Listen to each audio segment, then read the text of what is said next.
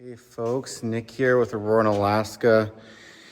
Today we're working on the Igloo Express. Basically the blend door in there was completely shut and not operating anymore. So the blend motor had gone bad in here. What I did is, in our situation, is I simply took the blend motor out and left it so it's open all the time. These are all the tools you're gonna need. A flathead screwdriver, pair of pliers, a E10 and an E12 Torx socket, a T30 and a T20, and an extension, if you have one, makes it easier. So you can hear that the fan is blowing in here, but these lines were cold.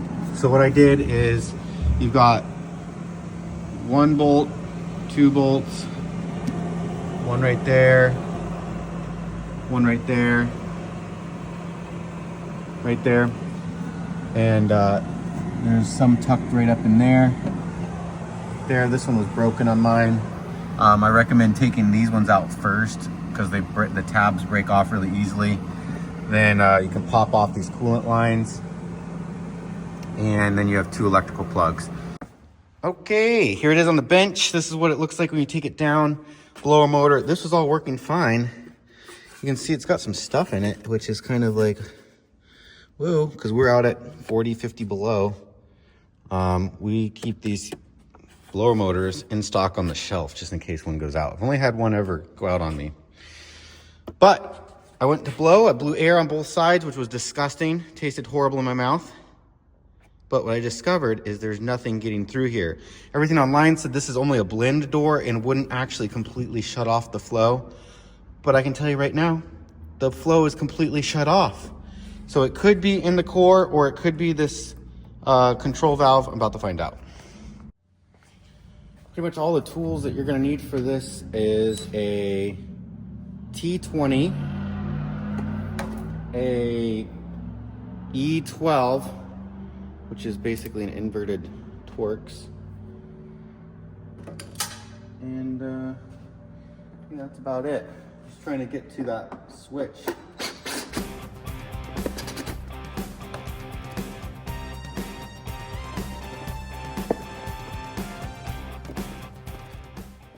You can see that thing right there is completely closed.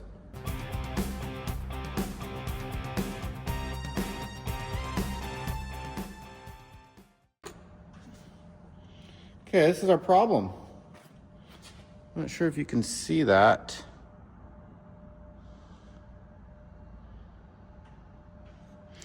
But it's closed off. There's no way that fluid can flow through this right now. And when I had it installed in the van, I was watching this little arm right here that opens and closes it. Nothing's happening. I tell it I want heat, it doesn't react. So I'm guessing we just got a bad motor or a stuck valve or something in there. I'm gonna see if I can force it open for now, and then I'll order the right part. I'll let you guys know what the part number is in case you are in the same situation.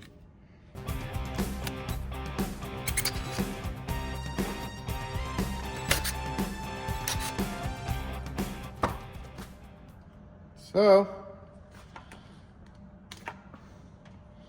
I'm guessing this is the only piece I'm gonna need right here. Now, check it out. That's open, closed. I don't see a problem with this valve. What I'm gonna do is I'm just gonna take this right here, leave it stayed on this side, but this side, it's still in there.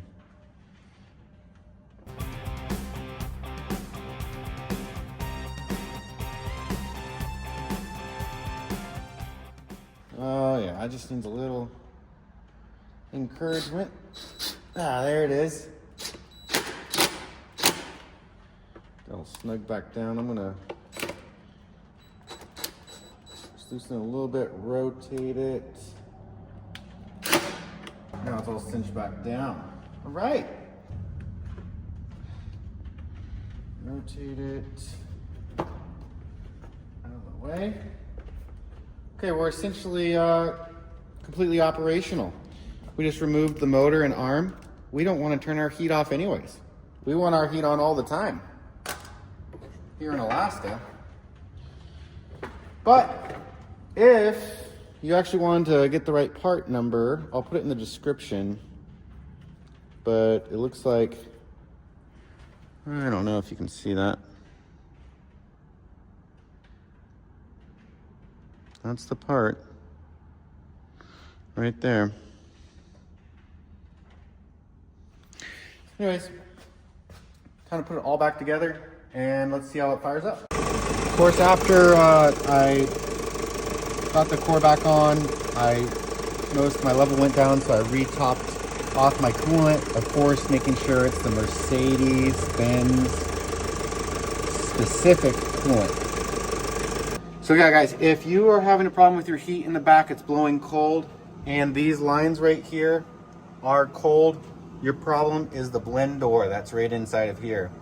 If you don't have any airflow, more than likely then you have a bad blower motor right there. We keep those in stock here because, again, there's no dealership.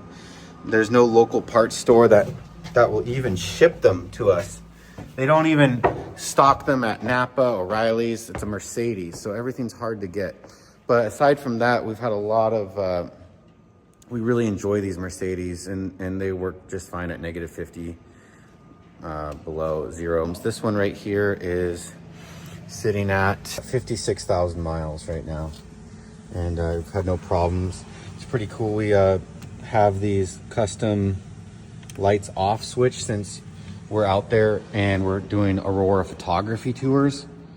We have to have all of our lights off, and what is extremely frustrating on these Mercedes is the lights don't turn off all the way with the vehicle running. There's just no possible way to turn all the lights off with the vehicle running.